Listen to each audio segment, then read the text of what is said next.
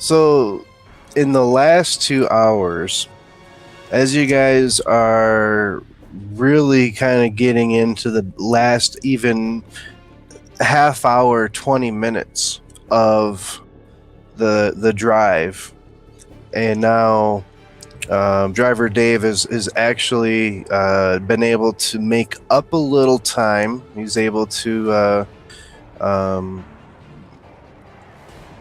shave off maybe 15 minutes of the target time of when you guys are going to arrive. And you're right now tracking to get to the spaceport at approximately 2:30. Approximately 20 minutes from arriving at the spaceport,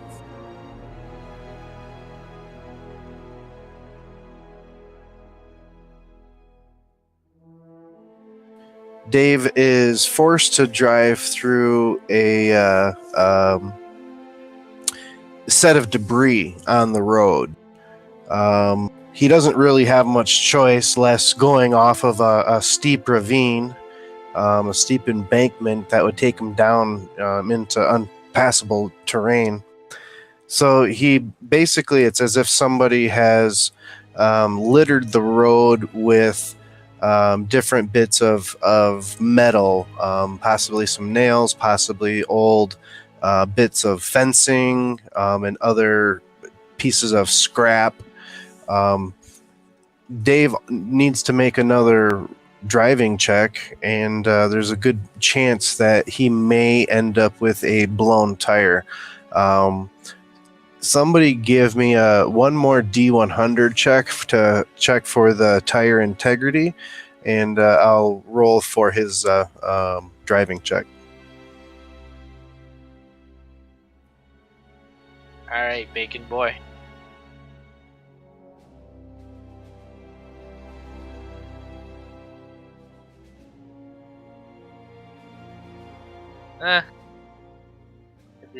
Could be worse.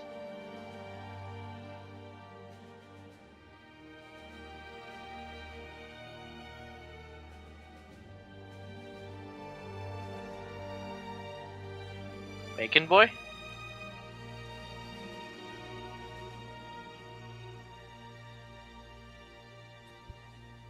Someone What, you want me to roll D100?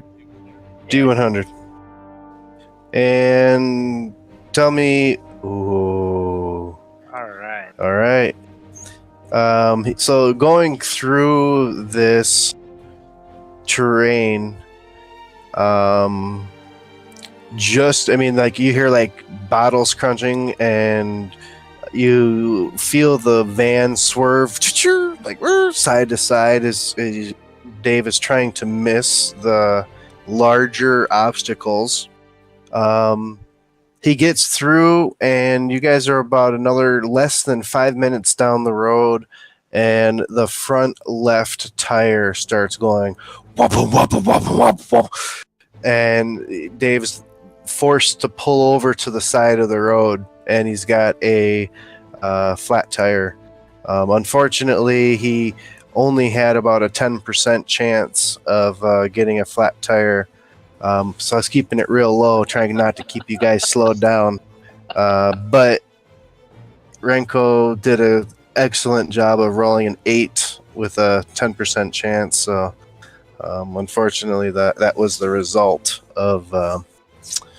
So now, having gotten to a point where you're going to arrive at about 2:30, you're now 20 minutes, 15 minutes away, and you have a flat tire, not able to proceed without changing the tire. Somebody want to roll? We can have Dave try, but does anybody have a decent tech skill? Or Ronan and I has a decent tech skill, and he should be with you guys, so can have him roll his basic tech and see if he can get this repair taken care of expediently. I have basic tech to 4. Oh, there you go. Give her a shot. Well, what's your base tech skill? That might make a difference too. My base tech skill is 6.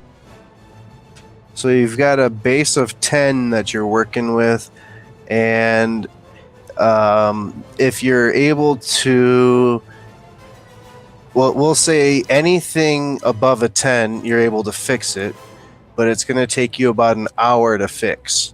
If you get above a 15, that will cut your time down and to like a half an hour. And if you're able to get above an 18, then it would cut your time down even to like being able to switch this thing out in like 15 minutes or less. So would you just want me to roll the base tech actual skill itself? Correct. Okay, so Tetsuo is outside of the truck, and he is looking about, and he is pissed off little Asian man.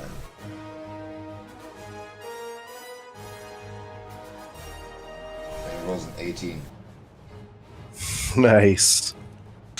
Very well done. So you're able to actually get this thing brought down to about a 15-minute delay. You knowing the urgency that you guys arrive in time to clear customs and get through security, you are able to get the busted wheel off. He has a wheel that is up underneath. It's actually underneath the van, spare tire, covered by again like a cover, like a metal cover. You're able to drop it down, get the tire off, get the wheel off, get it on, get it everything back and done in record time. And you guys are back on your way within, I think I said 15 minutes at an 18 or higher. So nicely done. That adds you guys back to 2:45 arrival. Your driver gets you to the front drop-off area of the Mojave Spaceport. Coming in, one of the things that you notice is it is a very high-tech facility, a very high security facility. You're very aware of the cameras. As soon as you get into the spaceport property, the approach that the vehicles would take to drop passengers off, you are very aware of the security features in place. Your driver gets you to the front gates, front door where you drop off, and stops, and he wishes everybody's well. He's like, "God damn, that was the fastest tire exchange I've ever seen out of it. You know, good job, man. I was gonna get in there myself, but you look like you had it covered, Tetsuo. I'm impressed." Well, yeah, I done it many times, but now I'm dusty, yo. But hey, yo, you not go anywhere. You stay around. You want me to stick around? How long am I supposed to stick around for? You stick around for as long as Tetsuo needs you to stick around for. You got Tetsuo's bike, yo.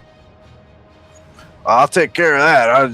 This is going to your family over in they've got a camp set up in he names the town, whatever, wherever the folks would be that would cover this for you. That would have got him.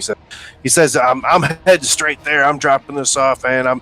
I protect this thing with my life. I know, yo. You got. I give you 35 kibble bar. You stay around here 3 days. Hey, you shut your face, lady boy. Hey. I give you 35 kibble bar, you stay around here for 3 days, and then if we know back, you return back to my home. When I get back, if I'm not back in 3 days, I give you $100. You hear me? 3 days, I know back, you take back home, easy $100 and 35 kibble bar.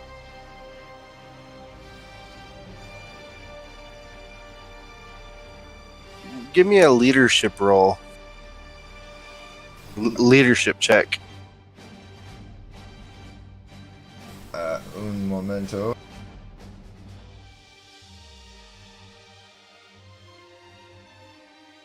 $28. I rolled a 10 plus 7. Yeah, because anytime you roll a 10, it explodes and it rolls another 10. And if you roll another 10 a second time, it rolls a third dice, a d10. And that's actually a function of the game mechanic, and it can result in some pretty awesome things.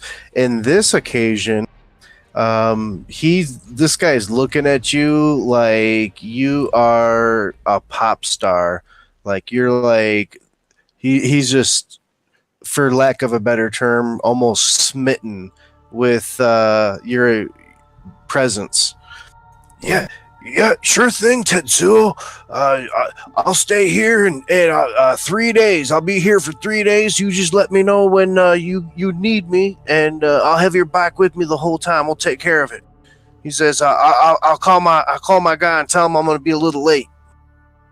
Excellent. I tell you what, if my back get back, I give you $125 worth of 35 kibble bar. However, if my back damaged, I kill you. Alright? Good stuff. Alright, I'll see you back here 3 days. If not, good luck. 3 days, you got it. He helps you guys get your bags and everything out, get everybody out of the van, and drives off. He can't stick around in the drop-off area because there's an actual police vehicle that comes up behind him and is sitting behind you guys and kind of just waiting, pushing along traffic, making sure that nobody loiters for too long.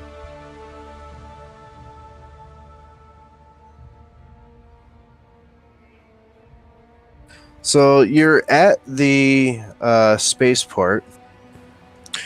The first thing you guys notice as you are getting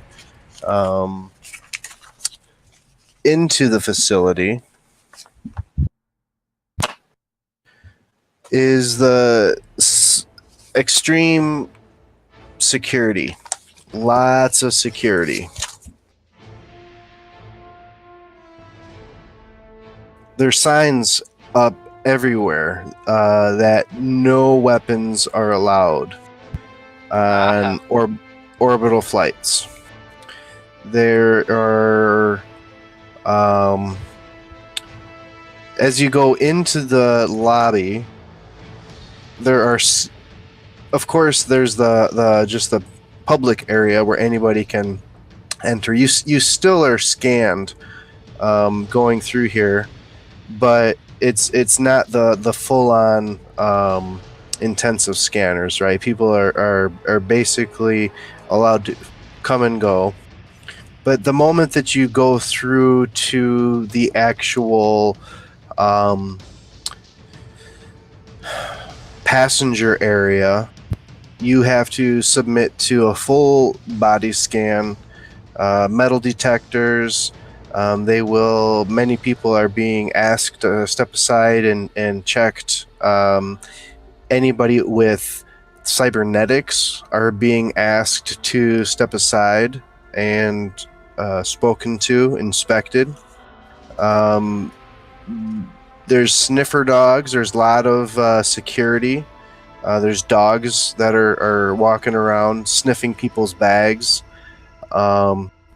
It is very intrusive, very intense, and you guys find yourself looking around and realizing that the security in place is a lot more extreme than you anticipated, perhaps.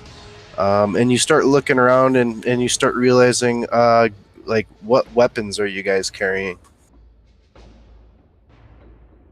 I'm carrying my 3-spot.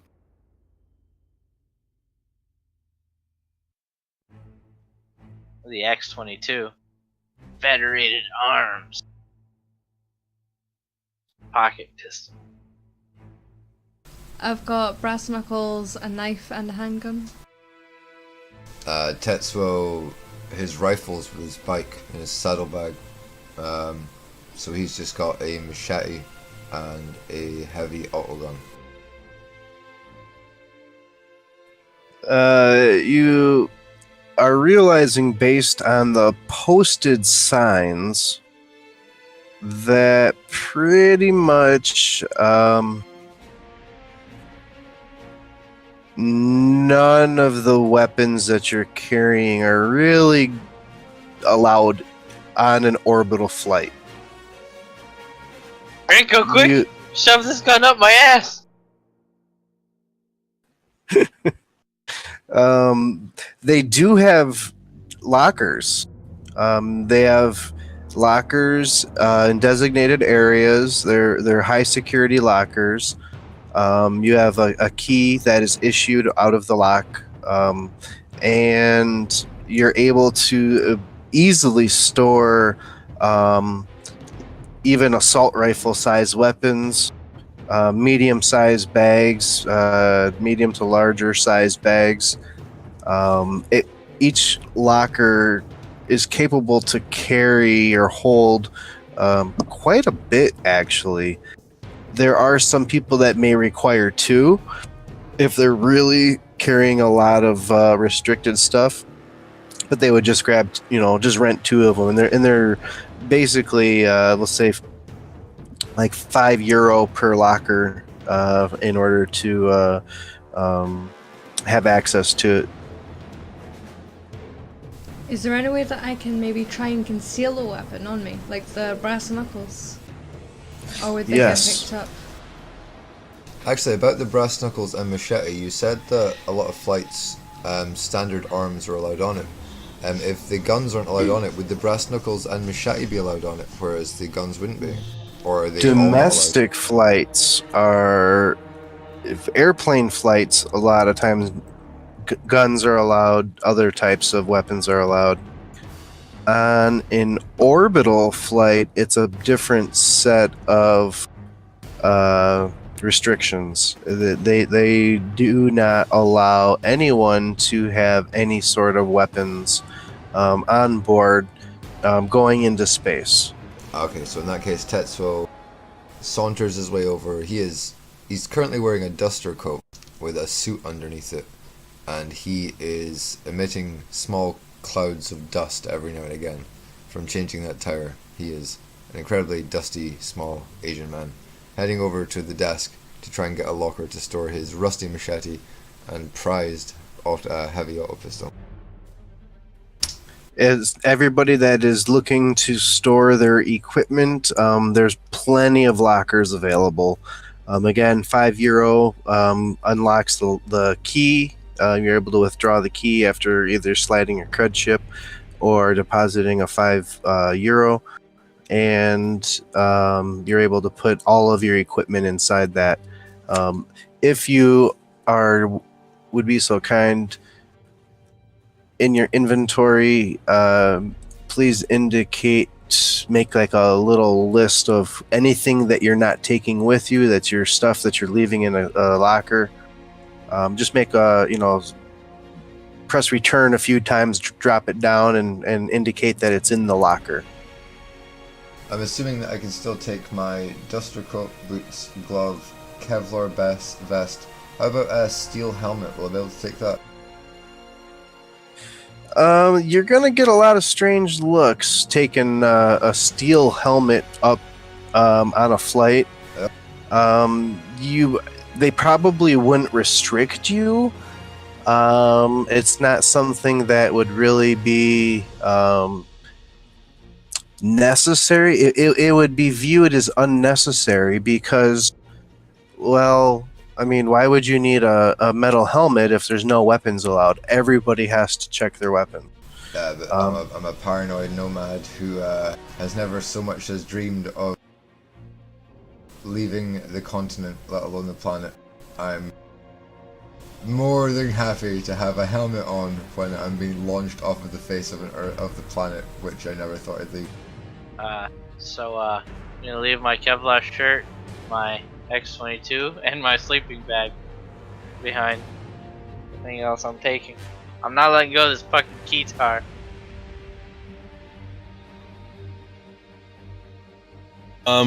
Would I be able to get my body armor through security?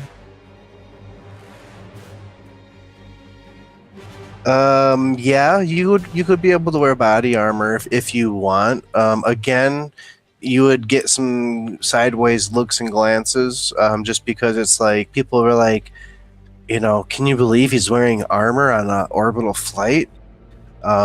God, it must be really uncomfortable and that sort of a thing. No, I'd want Uh, to check it just as luggage.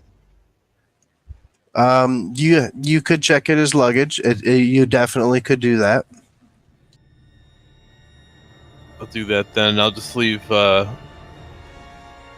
someone wants to split the cost of a locker, I'll leave one of my pistols in there and the ammo. Oh, wait a minute. Do you say luggage? Can I put my gun through his luggage to collect on the other side? No. They'll restrict the gun. I mean, there are some things like that could possibly get through. Do you guys? Does anybody have? I forget. But there's a chance that you could possibly get plastic or ceramic weapons in caseless ammo.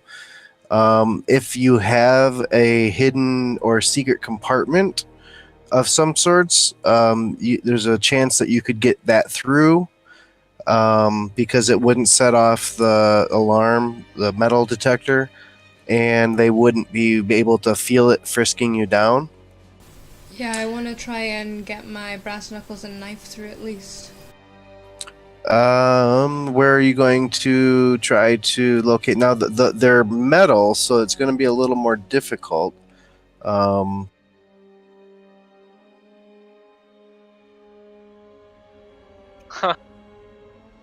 Open up my amplifier and put it in there.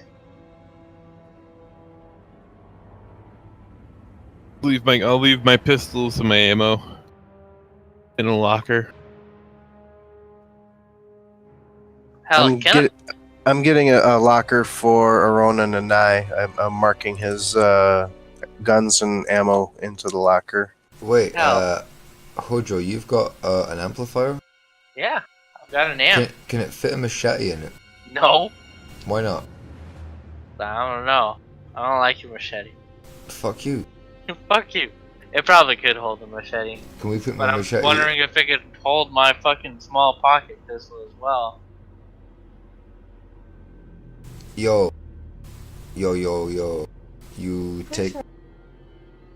Is there a gift shop in the spaceport?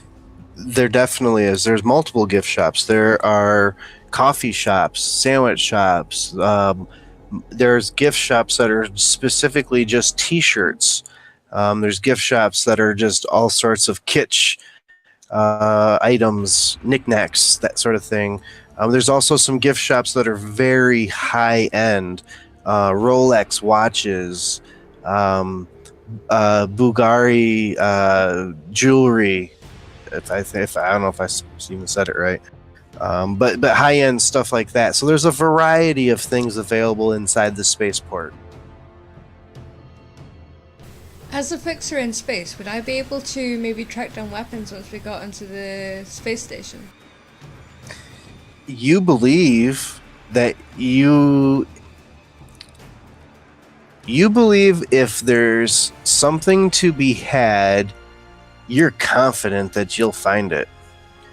And the chances of there being a black market or even maybe a gray market, even if I'll say, are very high.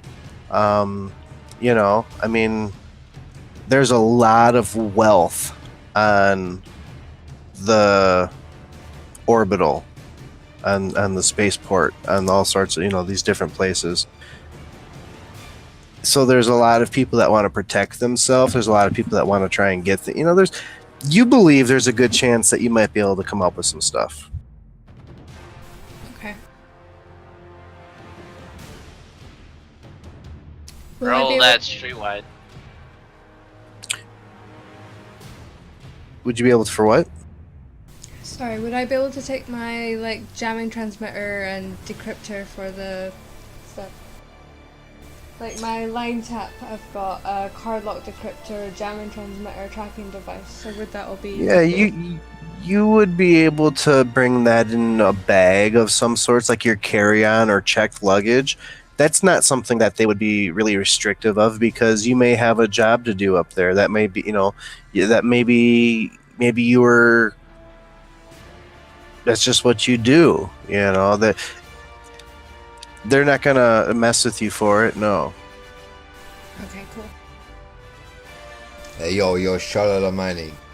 You take my No, I take nothing. machete, yo. Where would I take it? Because I give you kibble bar. You take my machete. I keep giving you kibble bar. You say you keep giving me kibble bar. You keep doing it fine. Well, okay, but where would I put it? In your amplifier, yo. What? I don't know. I might lose the amp, and that's worth more than just fucking kibble. You yellow fuck. I don't know why I suddenly feel aggressive towards this. How much money are we making off this? Oh, this amp has been with me Well- for a really long time. We buy you a bigger amplifier, but you won't get Here- caught. This is my amp. You guys are allowed on the flight, your carry-on. You're allowed one piece of checked baggage, and anything more will cost $70 per kilo. If you take my machete, how many kilos is your amplifier? Oh shit. No matter what, I'm paying for the guitar too, so. Oh, I Well, had you all could the you could probably get away with having your guitar and your amplifier count as one checked.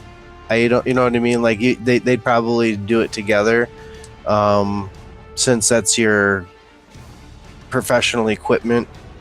That would leave you able to bring like a small carry-on, like a backpack sort of size item for a carry-on. I do still have my and- carry bag. Alright, Shalalamani, you take my machete. Yo. Alright. Why We don't you go. fucking complain about the kibble? Tetsuo kind of ushers the machete. It's rusting and gives a little bit of a clang as it comes out of his hidden holster. Yes. It's as dirty as the owner. Golly. You Yes. I gotta piss on your kibble bar. But you will give it to me, won't you? And you'll eat it, won't you? Oh yeah! I'll take it all! Now fucking open my amp for me. I have no idea what I'm doing. So onto the flight, Tetsuo is taking his duster coat, his boots, his gloves, his Kevlar vest that's underneath his suit, his steel helmet, because he's a nervous nomad. He'll have his holster still on him, but without his gun. He will have his 10 foot of rope, his canteen at his side, and his medikit. He's leaving behind 175 kibble bars, which should be in his saddlebag with his rifle and his bike. The only thing he's put into the locker is his heavy auto pistol. His machete he's put into the amplifier of Charlemagne. Actually, you know what? I'm gonna throw my X-22 in there. Fuck it. If I'm gonna get goddamn detained, I might as well do it for my own cause as well. You wanna put my auto pistol in there? No! You pick one! If, Too many kilo! hey, no, well, if you go get caught, may as well get caught anyway. I give you $25. You know have bomb. I like bomb better. I give you $25. I got $325. I give you $25 right now. You take $25. You find bomb. I give- take bomb. I give you $35 right now. You take my gun too. I give you $50 right now. You take my gun too. No! I give you $75 right now. You take my gun too. No bomb, no coat. I make you a bomb when we get home. If you make bomb, you have bomb. I make bomb when we get home. I give you $75. You don't have bomb. No go. Yeah, you gonna take my gun or no? No, I'm not gonna take your gun. You take your gun, no? I take my gun. So you take my gun too, yo? No, your gun's a lot bigger, and you have a machete in there already. How long before it starts making really fucking goofy noises, and it have to be playing the whole time while it's being loaded onto the goddamn plane? Hiya, all it do is make stupid goofy noises, yo. Well, some noises are goofier than others, just like some Asians are weirder than others. Asshole. I am very aggressive towards you. No wonder your sister kicked you out of band. Yeah. So you guys get all of your stuff squared away as to what's going into the lockers. Who's going through the security and customs first? Not I Tetsuo. will. Who will? Renko. Renko steps up to the line. You guys are all standing in line. It's moving fairly slowly, to be honest, and you're getting to a point where you're concerned that you're going to actually be able to make it through the line in time to reach your seat on the plane. After quite a bit of shuffling forward, Renko, you are first to come up to a customs or security officer who motions for you to approach forward. All right, step it up, son. Step it up. You get the wave of the wand going around you. What cybernetics do you have, if any? I have Interface plugs and neural processor. That's it. Yep. Says that picks up on his scan. He and he takes a quick check, makes sure that there's nothing funny about him. Continues to go through your stuff. He waves it. Now, what all are you bringing? Are you bringing Bringing the armor, and I'm leaving. So everything on the top armor and weapons list, and then my gear. So the armor, he is it? You said it's going to be checked, so it's kind of like all bundled together, Yeah. like in one of the bags. Or okay, he goes through the bag, looks it over, takes some stuff out, puts it back in. He reaches over, grabs a different scanner. He grabs your arm and does a scan of your SIN chip. Your identification comes up on the screen. Your face comes up on the screen with a bunch of information about you. He looks at you. He looks at the screen. He says, "Oh, okay. Well, you have a good day, officer." And he gives you your stuff back, and he tips his hat that he's wearing to you, and he ushers you on in through the thing. You go through another. So he has you take off anything that would be metal, your belt buckle, any of the armor or anything that you have that would be metal, goes through a scanner, a metal detector. You go through a full body scanner with no alarms or anything, and proceed on into the secured terminal area. Who else is who's next in line? Tetsuo. Come on, sir. Step forward, please. Since he's left the rest of the group and got filed off by himself, Tetsuo is slowly dawned that he will be leaving the planet, and he is got a little bit more nervous than he was a few moments before. So he's moving very stiffly and kind of Twink boy! penguin. Come on, sir. Come on, sir. We don't have all day. Step forward. Waddles up. Hi. Do you have any cybernetics that I should be aware of? Native pussy! I got He plugged. has a scanner. Starts waving it around. Tetsuo taps his left wrist. Dirt liquor! I got plugged. I got eye. I got eye. He and sir, he it takes another different scanner and goes over your eye. Just checking for any optic weapons. Just a moment, if you'll stick with me for a moment. And he's like waving this thing around, and he says, "Okay." Then he grabs your wrist, and he does the scan over your SIN chip in your wrist. That it's basically your identification. And he looks boy.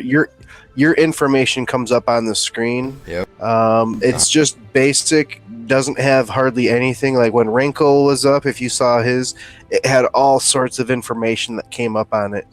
With yours, it's very, very limited. There's almost nothing on the screen, just very basic information. And he looks at you, basically matching your picture to the one that came up. And he Tetsuo says, looks back with wide eyes, just kind of staring right back at him, kind of innocently, but with wide eyes.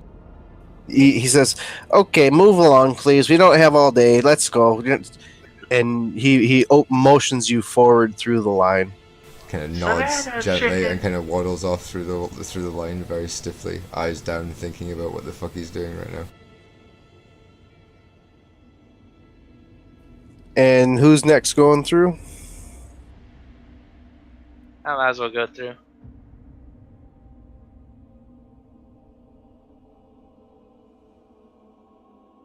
A fucking thud. My keytar and my amp onto the scanner. I'm just waiting. Okay, move up, sir. Move up, please. Thank you. Alright. Ma'am, sir. How do you identify? Oh, just pick one. It don't matter. Okay, well, if you would please move forward. And he grabs a scanner and starts waving it around you and checking for cybernetics. He gets to your throat and the front of your face by your mouth, and and he just lifts your chin up a little bit and inspects a little bit closer. Continues on, doesn't really have anything. Just checks to make sure that you have no other prohibited items, no weapons, that sort of thing. Right. Are you trying to smuggle anything through? As your character actually have? What did you do with your weapon? I put it in the amp, as well as the machete. And I hope I'm not telling this to the actual guy out loud. No. I just need to know, like, as far as like what they'd be possibly finding. So he checks you. You're fine. He goes through. He puts your amp and keytar on the line where it goes through the metal detector scanner, and as it goes through, he said he motions you through.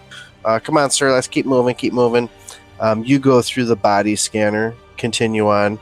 As your equipment goes through. 1 second. We'll make a quick check. We'll say there's at least. Well, let's say there's a 30% chance that it doesn't. No. The 30% chance that it does go through. So a 70% chance of getting caught because you didn't really take any heavy precautions. You kind of just shoved it in there. You kind What of was that? loaded it in as best you could. Oh.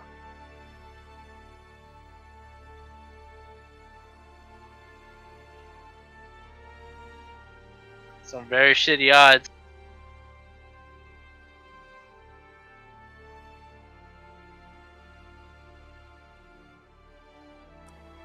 Looks like a Ronin and I rolled for you, and as the thing is going through it, you hear a beep beep beep beep beep beep beep, and they stop the thing, and you see one of the supervisors pointing to the screen. He's talking about Shit. something, and he's just says looks like we might have something we want to take a look at here, and they pull the keytar off and take a closer look at that. They pull the amp through, start taking a closer look at Cause a that. fuss, Hojo. Cause a fuss. Hey, hold on. Well, Don't. we'll say that let's say that they've got probably a smaller chance to be inspecting the or finding the polymer weapon, the X-22.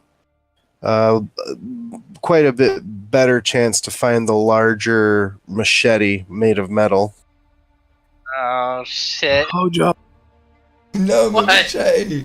Hojo, you better not listen to use your machete. use your rocker boy powers to cause a fuss. What? The fucking hair players. Hold on. Whoa. That's your bread and whoa. butter right there. You can't live without that guitar or that amp. They can't just go pulling it apart. Those things are ancient, guys. Don't pull them apart. They will fall apart as soon as you do. So we'll say that there's a 50% chance that they find the gun and a 70% chance that they find the machete. Do something, Hojo. Do something. All I can do is pull them apart from that. Oh god. Oh. That looks bad already. I believe I have been caught. So Do actually, charisma, not I believe I've been caught. Do some charisma, Jazz. Now hold on, fellas. Pretty sure you don't want to break my stuff. It's my bread and butter. Can't live without that. so they actually do a pretty thorough inspection of this thing. They reach in, they feel around, they're being careful to not be too rough with it, knowing that it's electronic and a bit sensitive. And as they reach up now, I rolled a pretty high number, and that's good in your favor because I said a 50% chance of finding and a 70% chance of finding the other thing, and I rolled outside of each of those. So they actually chalk up the alarm to being connected to the magnetic interference of the amplifier. They do a quick inspection, and they actually don't come up with either the X-22 or the machete. I don't believe any of They're this. they're indicating that the alarm must have been set off by the powerful magnet in the speaker of the amplifier. And they usher you on through. They check your baggage. They check your guitar and your amplifier, and just come on, sir. We don't have all day. We've got people looking to get flights here, and they usher you on through.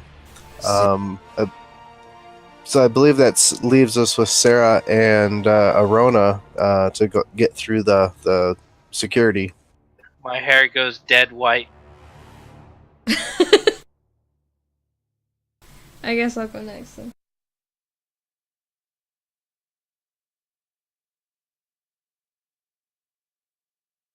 I have cybernetics as well.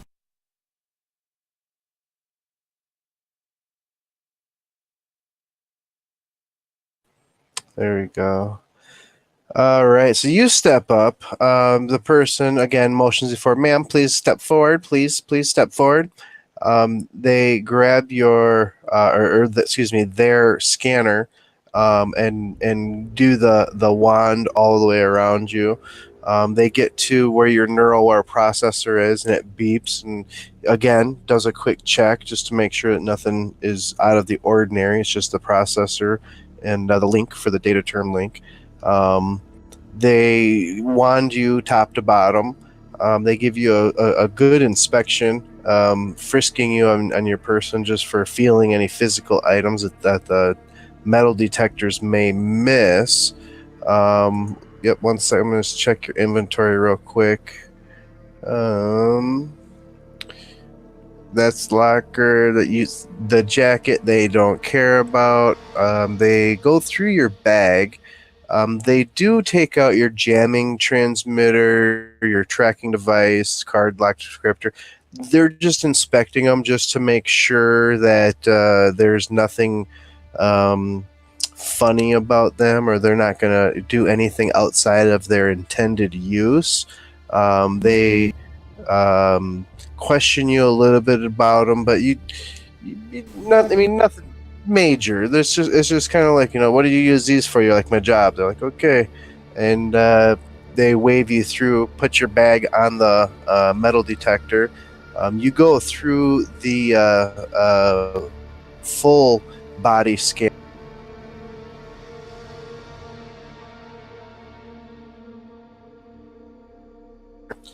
And they don't mess with you at all.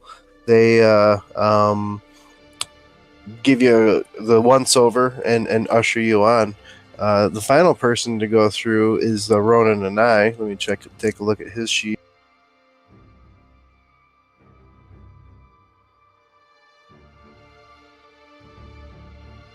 Ronan and I maintains his light armor jacket and flak pants.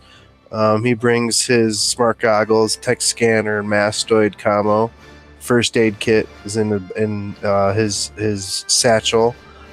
He left his submachine gun and pistol in the locker. Not trying to get that stuff through. With cybernetics, they take a... Oh yeah, we should have looked at this guy. So I'm going to take that back. I didn't look at his cybernetics sooner. And on his behalf, we're going to say that his Federated Arms X-38 is something that he's going to try and smuggle through. Because I believe that he would try to do that. The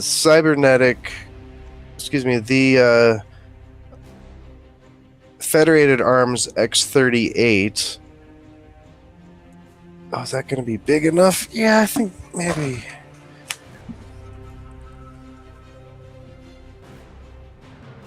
We'll say it is. We'll go with it. We'll give it the benefit of the doubt. And say that, so he's got a cybernetic left arm, he's got a hidden holster, and he's got a storage space. So he's going to try to put his X-38 polymer inside the storage space in his cybernetic arm.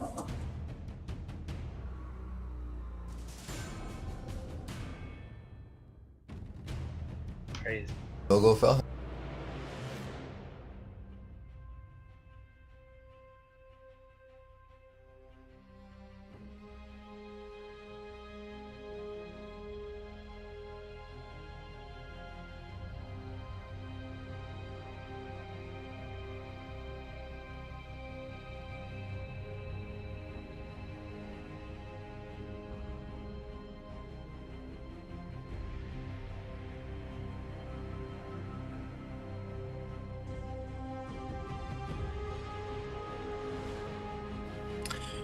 And they are unaware of the so the scanner goes over his arm.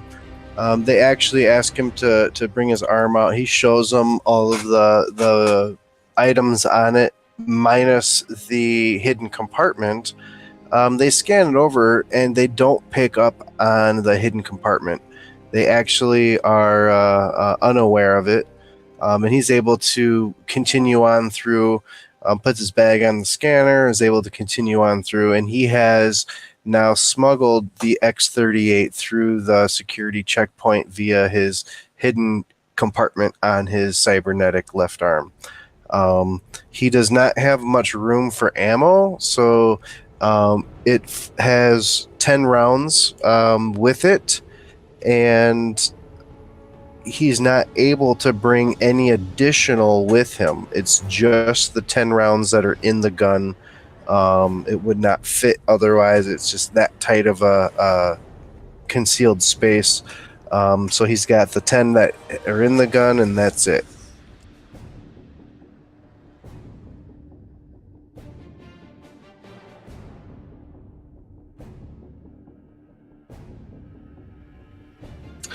You guys get through the security. You motion through. Again, there's signs everywhere restricting weapons. Do not fire weapons in 0G. Do not.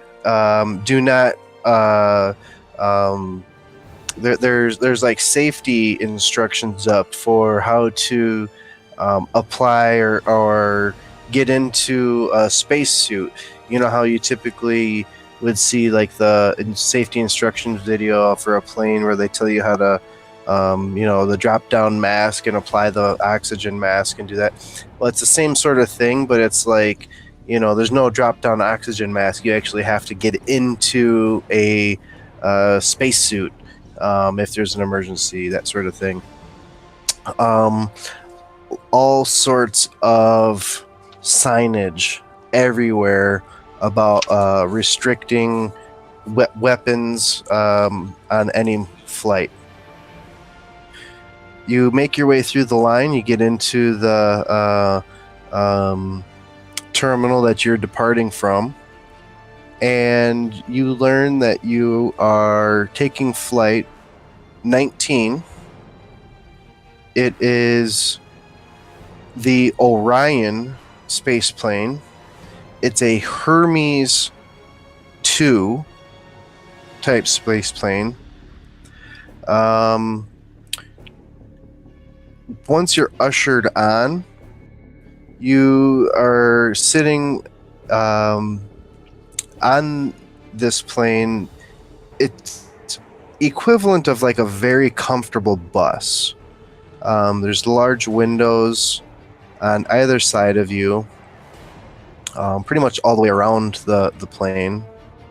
And it takes off just like a normal plane would, but continues to climb and go back further and further until you're basically in a straight climb away from the Earth, through which it eventually, about an hour in, you're starting to feel the effects of zero gravity. Everybody is starting to feel like a little lighter, a little loose in your seat.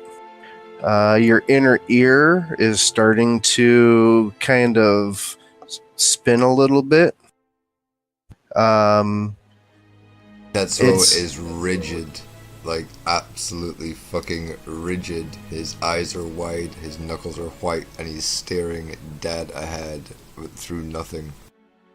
Charlemagne's asleep. The views as you climb higher and higher, closer in, departing the confines of the gravitational plane, the views are amazing. The horizon of the Earth, you can see the glare of the sun over the edge of the Earth.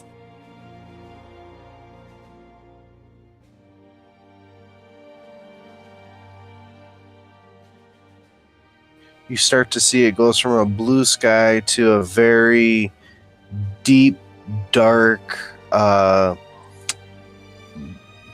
passing to black as you get further along. Well, it kind of sounds like we need some background tunes to that, huh? Yeah. I'm asleep for that. Sarah's not happy. Sarah doesn't like this at all.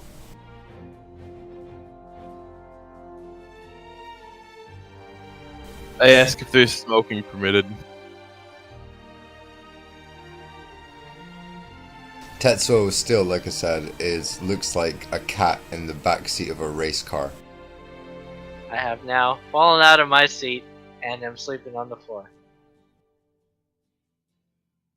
Sarah questions every single life decision that has led her to this moment in time.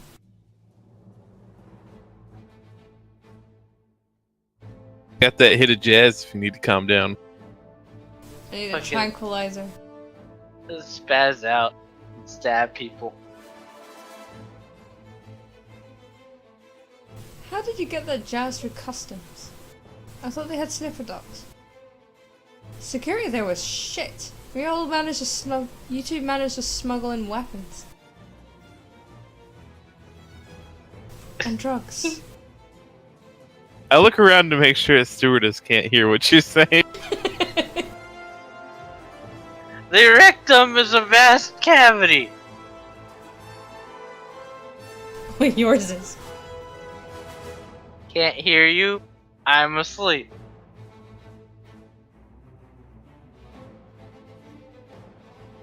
Sarah kicks him. And I look around to see if anyone's paying attention to us or like following us.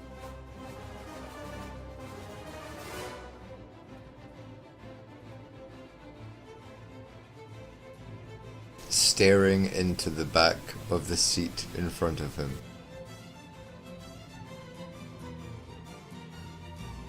He One seems to second. stare through space and time into the fabrics of the material. Oh, Bowie. Oh. We're gonna die up Oh, here. oh, we lost him. All right. And we lost Morgan. Well, I switched up from my input real quick because I wasn't sure. I started playing this song and it wasn't playing, and then I realized that I wasn't listening to the Roll20 audio through the same headset. So there we go. That explains it. It's here, boss. All right. So you guys are on this plane, breaking through the gravitational plane. Everybody actually make a body check. Just go ahead and hit the body on your stats, and you'll roll a d10 against that. Uh-oh. Uh-oh. Charlemagne, Uh-oh. you get not very far into this whole trek. You get about to where you can see the curvature of the earth, and you're just barely starting to feel the effects of 0G, and you instantly feel the urge to just hurl. like Yes. like this 0G thing is not sitting well with you at all, and you reach down. A stewardess is walking by, and she looks at you, and she sees your face, and she reaches down and she says, "Oh dear," she says, "Oh honey, you need yourself a drink of water. Here, reach down underneath your seat, and there's a chunk bag in there." Sarah grins over him. Are you alright there, Buttercup? Hair turns neon green. Tetsuo, you get a little further up into the space. You're really you're where you're floating. Like you're actually like the straps in your chair are holding you in place, and you feel the same thing. Like you're kind of pointing over at Charlemagne and kind of laughing, and you're like, ha ha ha. All of a sudden you're like, ugh, ugh, and you get a little green yourself, and not long after that, Renko, you kind of feel the same thing. All of you guys, after you've been a good hour up in the air, and you're really noticing that the stewards and stewardesses, as they're walking up to you, they all have Velcro slippers on. As they're coming by and they're handing out these puke bags, you hear the sound of the shook, shook, shook of their feet ripping up off of the Velcro, ripping up and away from for every step that they take. They have to physically like lift their knee high up into the air to pull their foot off the ground and carefully step forward. And the three of you, and I'll actually roll for Arona.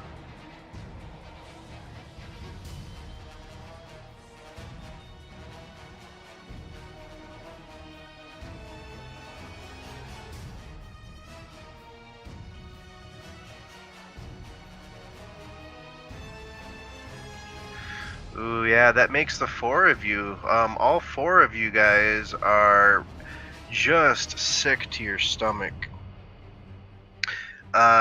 Sarah, you actually feel fine. With a body roll of 15, you're able to stomach the rigors of zero gravity. I'm not as delicate as these petals. You're terrified. You're because you mentioned that you don't like planes, right? Yeah, you forgot about Yeah, that, I huh? fucking hate planes. So this is like being on a plane on steroids. You're not just going off the ground, you're going off the planet. And your hands are like gripping the seat, the arm rests of the seat, and your knuckles are white, and you're like so intense about like breathing and just remaining calm that you don't even like think about getting sick. These other four people, they're all literally hurling chunks. Each one of the four are throwing up into the barf bag that they have located underneath their seat. And Charlemagne, with a body check of 8, may not actually have gotten all the way, like, got the bag out all the way, and the stewardess is gingerly helping to clean up some of the mess on the back of the seat in front of you. Glorious. And within another half hour or so of getting into that 0G area, the pilot comes on the overhead speaker and says, "Ladies and gentlemen, we will be approaching the Johnson space platform momentarily. Please remain seated and strapped into your seats. Our lovely stewards and stewardesses will help you depart the Orion Hermes 2 space plane onto Johnson's space platform momentarily, where you will connect on with an orbital transfer vehicle, continuing on your way to the Crystal Palace orbital. Thank you very much for flying with us today on ESA Orbital Air Space Planes, and we hope you enjoyed your flight." And with that, he clicks off. The space plane that you guys are on comes together and docks with the Johnson space flight. Let me take a look. Actually, if you take a look in your handouts,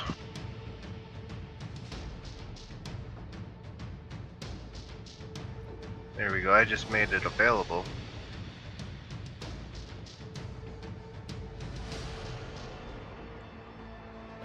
think I popped it up on your guys' screens possibly as well. I'm not 100% on the Roll20 stuff.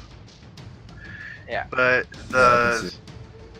item that is up gives you a indication of the space area. You left on the map. You'll see the Mojave Aerospace Port on Earth. You're currently in transit to the Johnson Space Platform to the short right, which is indicated as a low Earth orbit platform. And from here, you'll be connecting on with an orbital transfer vehicle to the Crystal Palace space station, which is considered orbit 1.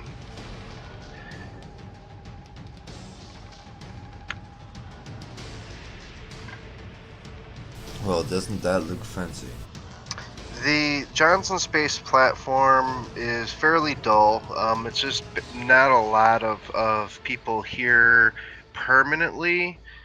There are workers here, but they oftentimes are transferring either from space or from other orbitals.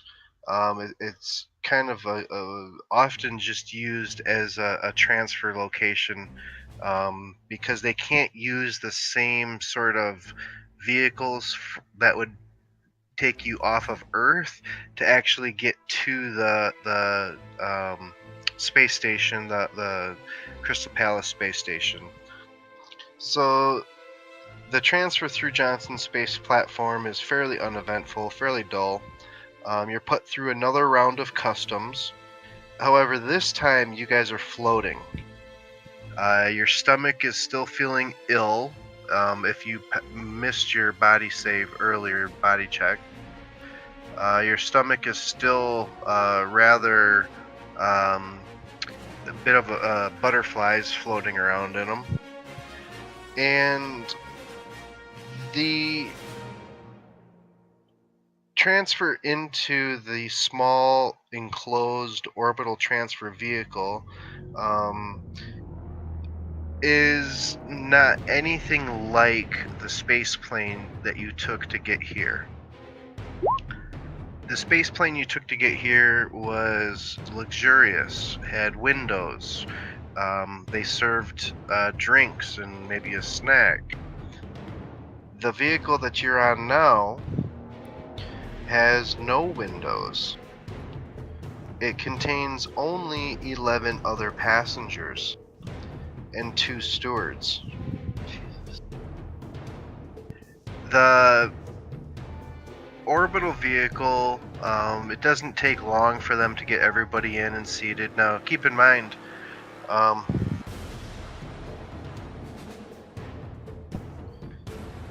there's 20 people or less on this OTV. There was probably 100 on the space plane coming up to Johnson Space Platform. So there's See any 11 other interesting people. characters? There's 11 other people, 2 stewards, and at this point, you guys really feel miserable. Your stomach wants to crawl into your mouth. Those few people who are moving around drift. If they're not like the stewards that are possibly connected with Velcro slippers, those that aren't move with an accentuated slowness. They grab handholds on the roof and on the walls and gently push themselves to move across the cabin. You guys are all feeling uncomfortable, a bit bored, and extremely nervous. After all, there's nothing outside the thin wall but space. There's no air, there's no ground. And suddenly there's this jarring jolt The main lights flicker and die. Someone screams, "Ah!" And immediately the dim red glow of emergency lights kick in. You guys can see the fear reflected on the faces of the stewards, as well as the other passengers. Now this is more like home. A little Is bit brighter. there anything in particular that sticks out? Anything that we can see, or is it just the screaming bullshit of other passengers? The lights have come on red. The thing that you immediately sense is, even through your fear-induced haze, you can tell that your aircraft is now tumbling out of control. It's probably damaged beyond repair, and there's a good chance that the vital air within the orbital vehicle is possibly leaking out into space. Everybody make a cool check.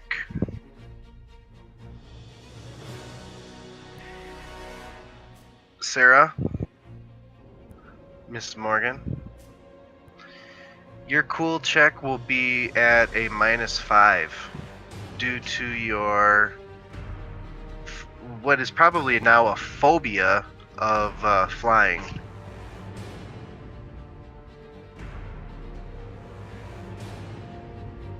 How do I get the -5 modifier? Well, you can take your first roll and just manually do it. Or it's a 6. yeah, so you're really not feeling it. Tetsuo, on the contrary, up in here with his 24. You're still sick, but at least you're not worried about everything going tits up. Okay, so what have we got here? We've got body, body, body, and body. Cool. So Tetsuo, you passed. Charlemagne, you passed. Renko, you passed. Sarah, not so much.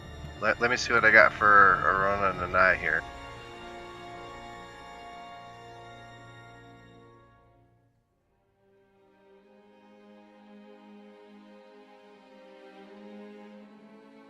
But just as a heads up, I think Morgan and I are slowly starting to fade now.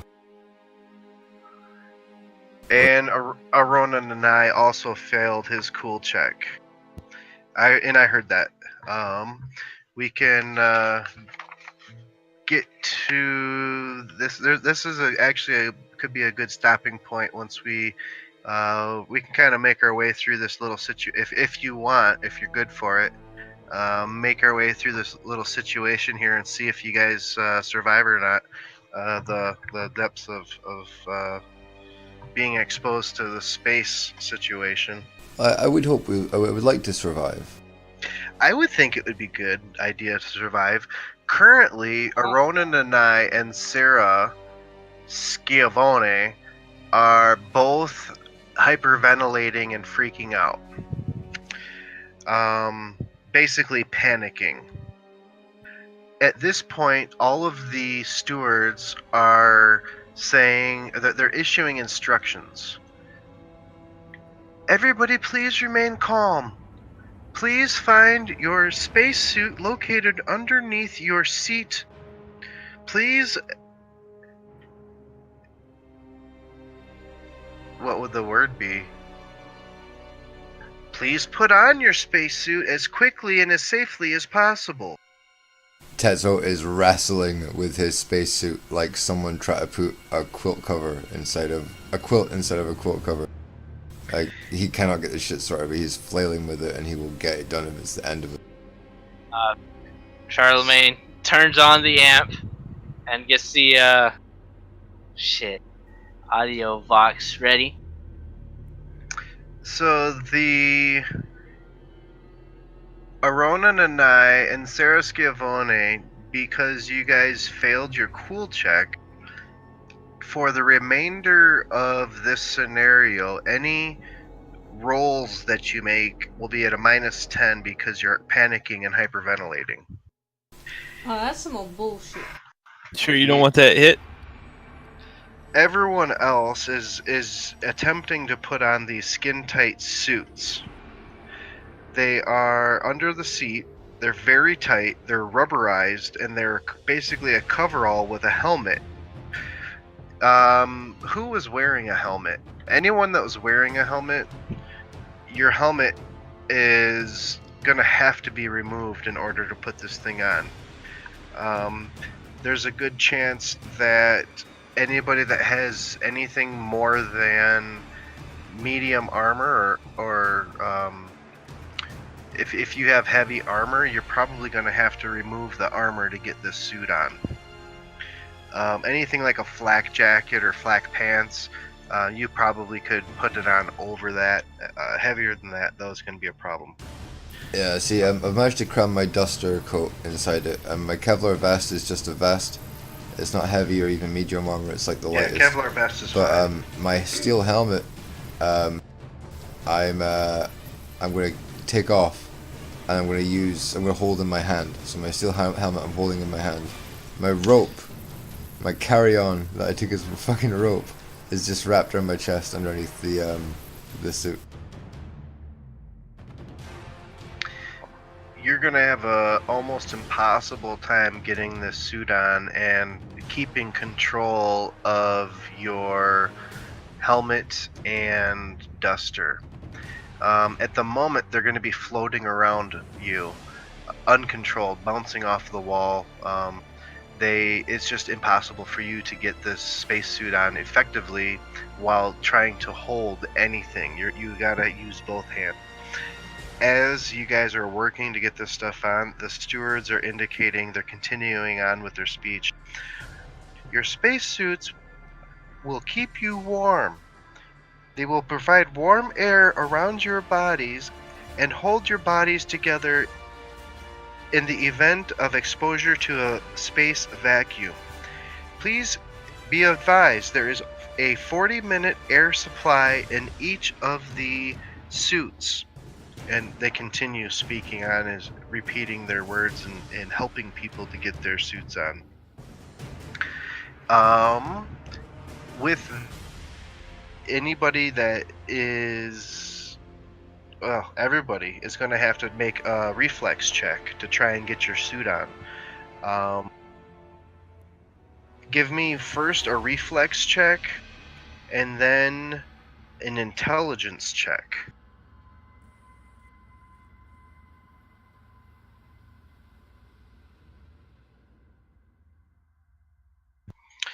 Tetsuo, you're having a hell of a time. Like you're really struggling to get your suit on. I know. Don't you think I know that? Charlemagne, same thing. You're having an extremely difficult time getting this thing on. Pretty much all of you guys, the first time around, it's not working. Like you are trying hard to get this thing on. And here's the thing: the air in the module is escaping. You guys are struggling and panicking. This thing is tumbling like out of control, and it's the rubberized aspect of the suit. It's not getting on correctly. Basically, you have to spend. It takes you guys 2 turns of trying to get this thing on, and realizing that it's not working. Bearing in mind that my rolls were actually 1 and 7, not 11 and 17 as well. Correct. So it's been a total of 3 turns so far. So your first turn, everybody tried to get situated, get their stuff off, and get their suits in front of them and start putting them on. It takes 2 turns, realizing that it's not working. Everybody make a reflex check again. Anybody that you may want to, if you want, you can add a luck. I was just about to say Tetsuo wants to use luck to this test. Because what Tetsuo's going to do, he's going to flail off his fucking duster coat and try and put on the suit and then put the duster coat on over the suit. And I want to use luck. So I'm going to make a reflex test. I got an 8. But I've got 10 luck I can use. And I want to use as much as I need to. If you use 7 luck, I will do it. it'll bump you up to where you are able to get the suit on. I will do it. Everybody requires a roll of 15 or greater on your reflex in order to get the suit on effectively. So far, nobody has made this yet except for Tetsuo just made it using... Well, Tetsuo, do you have enough luck? I have 10 luck to use. Nice. So you just needed 7 of that. Indeed.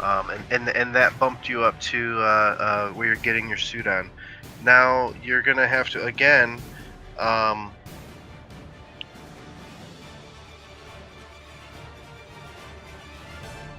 So I'm planning on basically throwing on this suit as fast as I can with the duster coat over the top, and then moving to the closest person. You're gonna have to make an intelligence roll, pass an intelligence roll of 15 to be able to get the suit on 100% properly to where it's giving you oxygen and everything else. Go ahead and give me that intelligence roll. Oh man, intelligence sucks. Everybody else, Charlemagne, Renko, and Sarah, again still with the penalty. Sarah, you guys are all just bouncing around in this cabin. As you're trying to get your suit on, you push off and you find yourself kind of tumbling in the cabin, and you bounce your head off of the wall or a chair or a module of some sort. You're floating, trying to get this thing on. Again, it's been like 5 or 6 turns total that everybody's been trying to maneuver and get this thing on. I would like to use my remaining 3 luck with this intelligence roll. All right.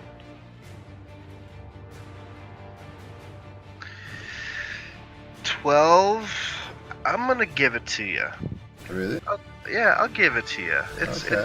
We'll have one person. I mean, at least at this point, you've got the suit on, and we'll say that as you're doing this, the stewardess comes by. Since you're utilizing the remainder of your luck, the steward or stewardess comes by and is like, oh, here, let me help, and reaches over and adjusts one of the hoses and Yeah, maybe you'll fucking help me. And they haven't. They're trying to help people, but there's like 2 stewards, and there's like 17 or 18 people in the place. So, Here, my friends need help. Look, they have trouble. They have trouble.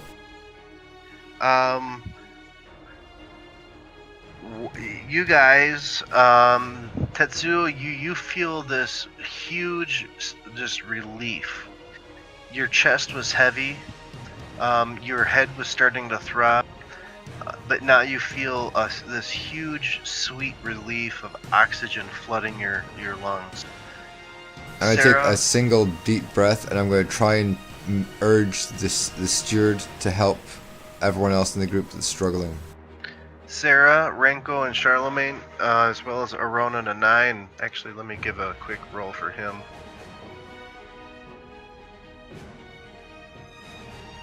Oh, he's got a reflex of 4. It's not even possible. He's got what?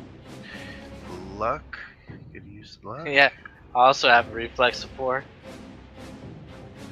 That's just brutal. Yeah, even with. So yeah, he's struggling still. You guys your chest hurts. Your breathing is becoming very difficult. Roll me a 1d10, just a flat 1d10.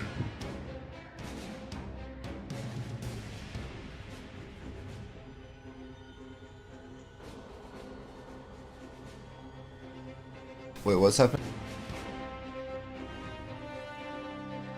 We might be fucked. No, everybody's good so far. And then give me one more roll on your athletics, and this is probably your last. That's a good roll, Sarah. A good last chance to try and get your suit on before you guys are basically blacking out. Now, Tetsuo, you have an option to help someone, which you indicated you wanted to take. Who are you going to try to help with? There's only with their... there's only one person here with connection to my family apart from the person who's sleeping with my sister. So of course I would have to go for Sarah, but I want to try and at least direct the steward towards the other two. Sure. And they're making their way. They're making their way, two of them. Go ahead now, because Sarah was panicking and you're actually over there helping her. She'll have a bonus to her roll to get this on. And Sarah, I saw that Morgan, I saw that you rolled athletics. Just give me a reflex check. Just roll, and Renko and Charlemagne, just roll that reflex one last time. This is your guys' chance to get it. Nice.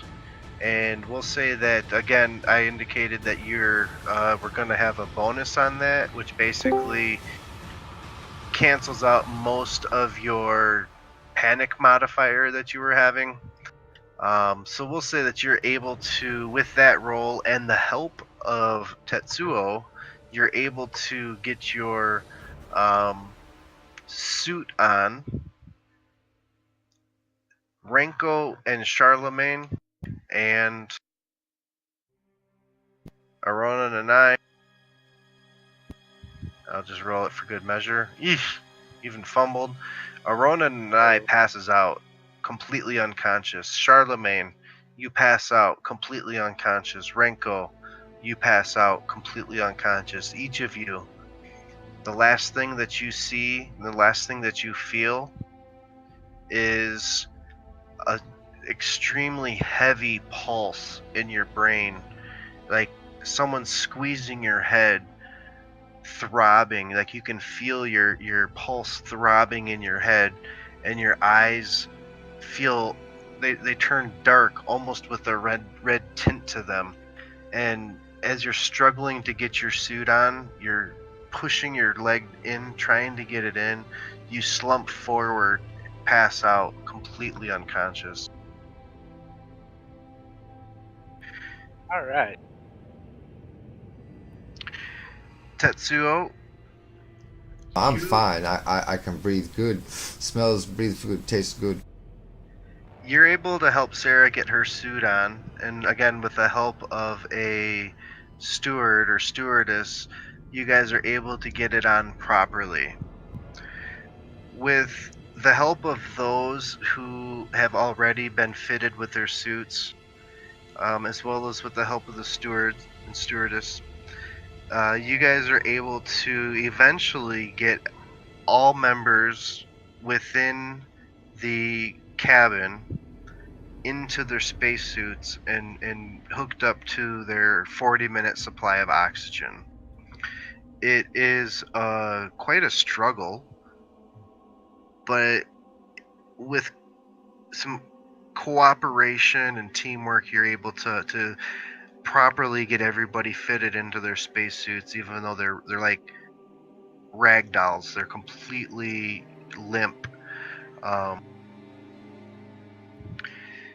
You guys, as you wake up, your eyes open, they're heavy, and you awake in what seems like hell. The air is fetid, damp. The only light is that sickly, pulsating red glow.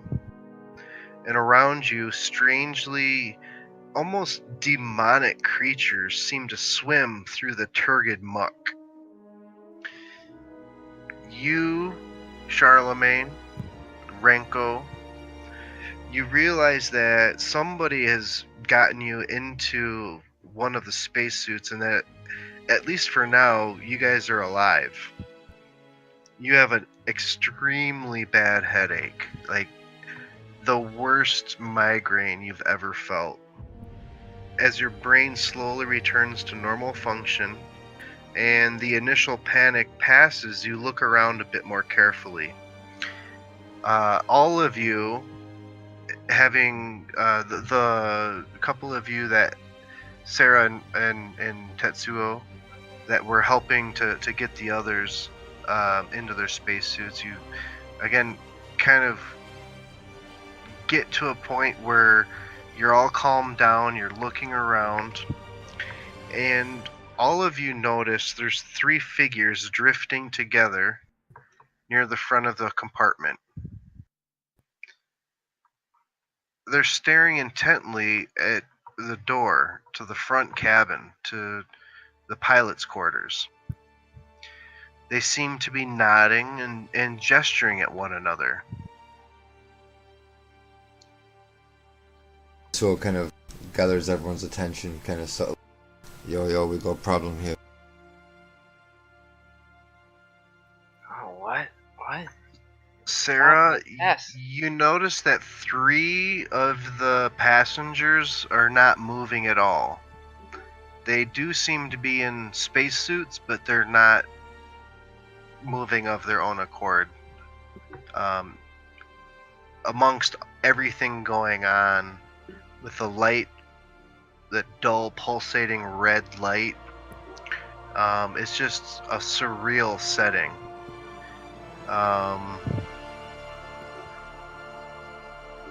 Well, you guys give me a quick intelligence check. See who realizes what.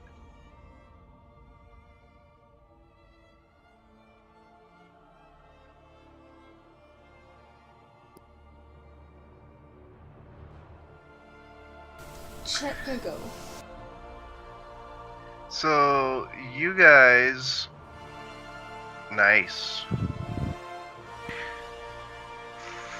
For the most part, Arona, Nanai, Renko, Sarah, you guys seem to you notice that the people up front, the high riders they would call them, 2 of them are the stewardess. One of them is a high rider passenger, one of the with people who are commonly going into orbit. They seem to be using a radio link, and most likely anyone that has some sort of a mastoid commo or a radio comm would be able to tune in to the proper channel. Arona has one. You zero in on the channel that they're on, and you quickly realize that they appear to be troubleshooting the door. You hear them something to the effect saying, "Yeah, but I don't have anything that can get this thing open. We've got to get the door open. The air is escaping. If there's any pressure left, it's nearly gone. We've got to get this door open, and we've got to get that hole patched."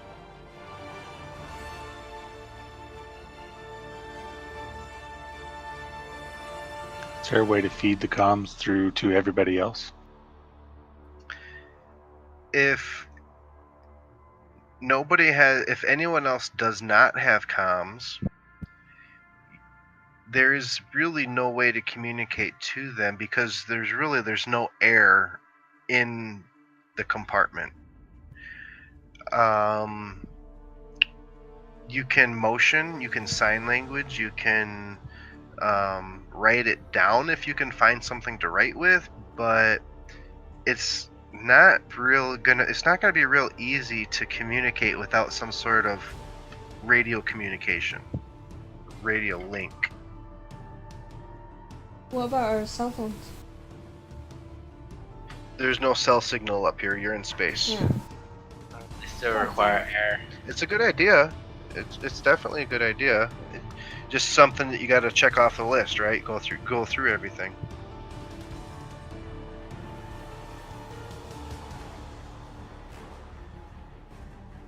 Tetsuo kind of scans around the craft to see if he can see any other sort of general figures or. Rona, Mr. Fellhammer, Yep. you heard them talking. You make the connection on an intelligence of roll of 14 that you have a very good chance of being able to open that door with your cyber arm. I would like to approach them. You undo your seatbelt, releasing yourself because somebody got you.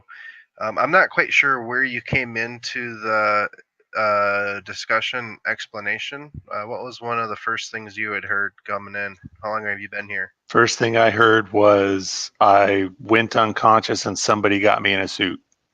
Perfect. That's what I was hoping you heard. So once you come clean conscious and look around and really kind of put it together, you zero in on the radio comm. You think to yourself, I could probably help them. You undo the seatbelt and you push yourself forward, and you realize that it's not as easy as people make it look. You push yourself a little too hard, and you, for lack of a better term, rocket across the compartment, and you have to get your hands up quickly, lest you smash your head into the wall on the other side. And I've already got a headache, so I don't want to do that. Right. You quickly realize that it only takes a small push, like just a very slight push, and then it's better to almost wait for yourself to slowly get over somewhere versus to try to get there quickly, because you have to be able to stop. You get to the other side and position yourself down by the other three people who are still looking over the door situation, and one of them looks up at you, and just kind of gives you like a quizzical look, kind of raises their shoulders, like can we help you? On the comms that I went in on their signal, I will spawn, I think I can help here. Okay. What have you got for us? Well, I believe you need this door open. That's what we're working on. You got it. So I'm a techie, and I think I can make this happen.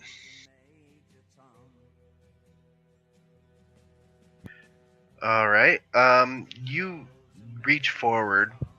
You know that it's just a matter of getting your foot into the right spot, a bit of a leverage, and with the added strength of the cybernetic arm actuators, you're able to pry the door open. The door finally swings aside to reveal a complete mess. The front compartment is mangled, twisted concoction of metal and flesh. It's clearly obvious that nobody has survived. The bodies of two pilots tug pathetically at their seat harnesses, and a hole about 25 centimeters wide gapes on one side of the pilot's compartment. One of the crew, whose suit name tag reads Raz, begins examining the controls, while the other starts sealing the hole with some form of a patch. You hear, listening over the radio link, curses and groans, and it's obvious that the controls are completely dead. Raz is having no response from. Give me, if you would, an intelligence check, and being that you're a techie, I will give you a +5 on this one. During this time, Tetsu was also undone his belt and pushed himself off a lot more gently, considering his view of Fellhammer's character fucking up. But as he pushes himself towards the grouping of technicians, he doesn't push himself quite at the right angle and slowly curves off and angles further down the craft. He's slowly passing by the group of techies, twisting as he kind of stares at them, passing them by further down the craft. 18. And he'll wave at you as he goes by. And when he did this, he got up with a kind of aggressive undertone because he didn't know what was going on. He saw Fellhammer getting up and going towards these guys. He thought he was setting up. So he was trying to posture as he was approaching, and it just failed completely.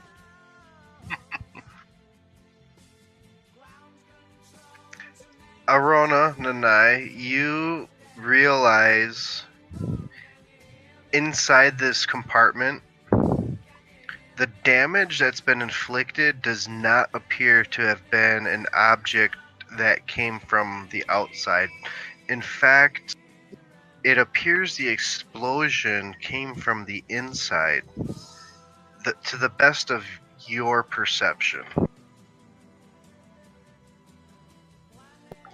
You hear the person at the controls, Raz, curse. Damn it!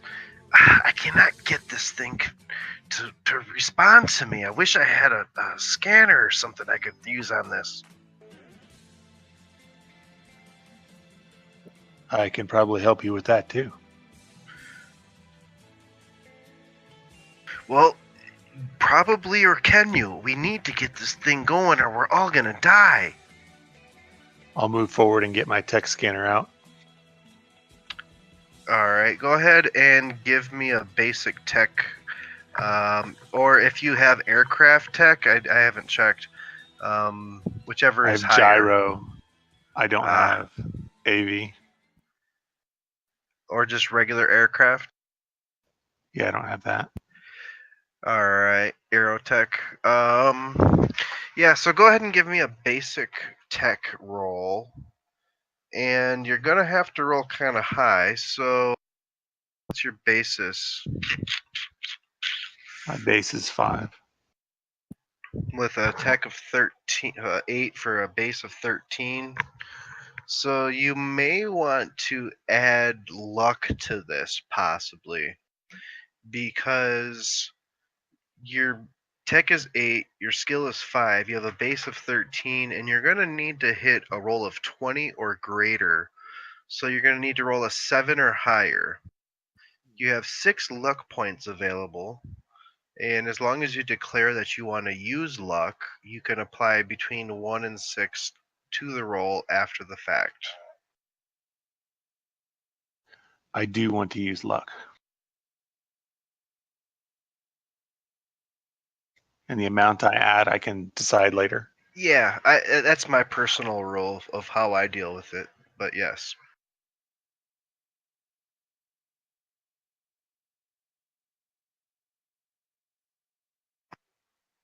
Ooh, that's a fumble. That's not good. So if I add all 6, I get a 9, which is still not enough. But you added luck. So no. We'll do this. Hang on a second here.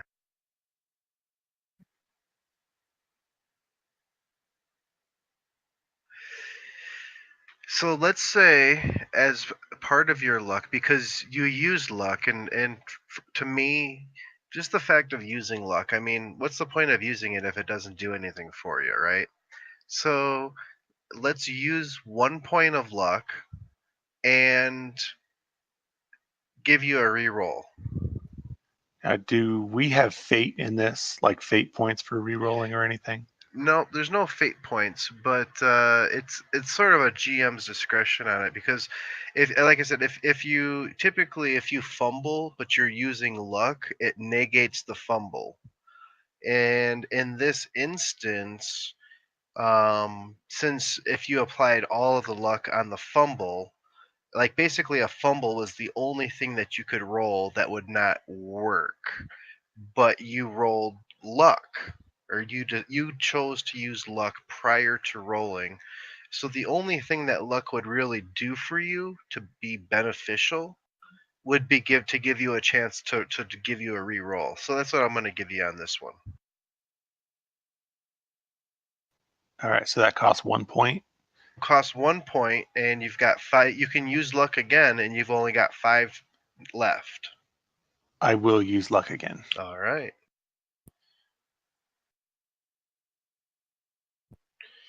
Crushes it. So that'll give you a minimum. You got to use at least one because you called it. So it gives you a 22.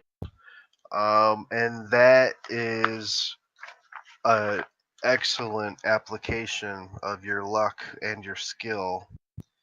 Um, it's going to take you about 20 minutes. Okay. But eventually, you're able, with the help of your scanner and some persistence, as well as your basic toolkit, you're able to get the controls working again. Um, Eventually, that there was like one of the people were working on patching the hole. As you're working on getting the controls done, they're able to get the hole patched up. And as the stars start to swim slowly before your eyes, because you guys are getting close to running out of oxygen. Even the suits that you have on only have 40 minutes worth of oxygen. Um, the small craft shudders as the engines kick on, and you breathe a little easier as you guys again begin your approach to the space station as the orbital transfer vehicle stabilizes and slowly, sluggishly turns back on course. The pressure in the system in the vehicle comes back up, and the person titled Raz on their name tag turns as everything starts to kind of come back into shape. Says, "Ladies and gentlemen, please return to your seats, strap in, and let's get the hell onto the space station and get out of here." And that will get you guys to the Crystal Palace. Hey, Good lord. we made it. No one's trying to kill us with a gun the moment we left.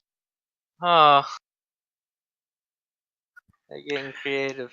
And I'm not sure about the rest of you, but I personally would say that's maybe a good place to call it for the evening because I think- we're fading fast over here. I'm Yeah, not sure about you you guys. mentioned that. You mentioned that, and that's a perfect place to call it. So I've already withered. Wizard.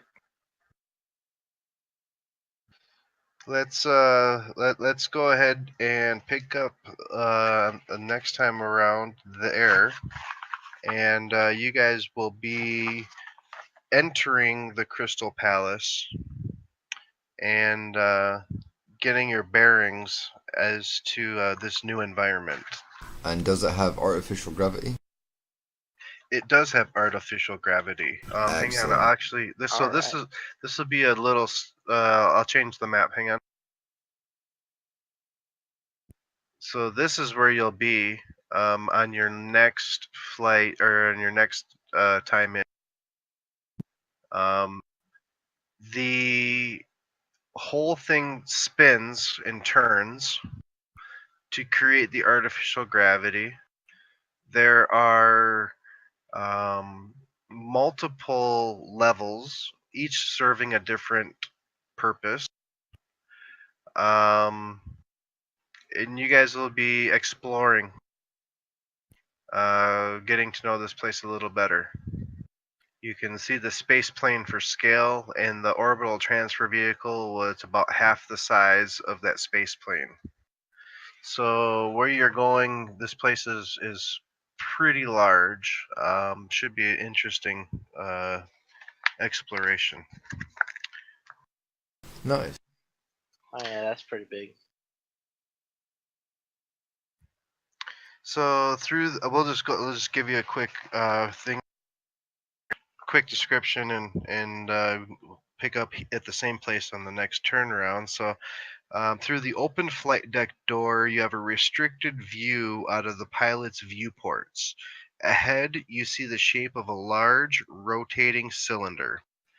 5 massive toruses rotating in the emptiness of space. As your OTV approaches, you can make the shape of other OTVs already docked, attached like parasites to the skin of some huge floating creature. You see the huge structure rise toward you, walls of glittering metal and glass rushing uncomfortably close. Ahead, the round features of a docking bay rolls into view, but it seems to be rushing up pretty fast. Your pilot curses, wrenching at the controls, and shouts, "Hang on!" You feel the deceleration as she tries to correct for her mistake. And that's where we'll pick up next time. All right. Crap. So we're not docking, we're crashing. That's what's happening. Well, that pilot will be making a skill check when we return, and we'll determine at that time how much of a degree of a landing or a crashing it is. Okay. Oh boy. Either docking with style or crashing with.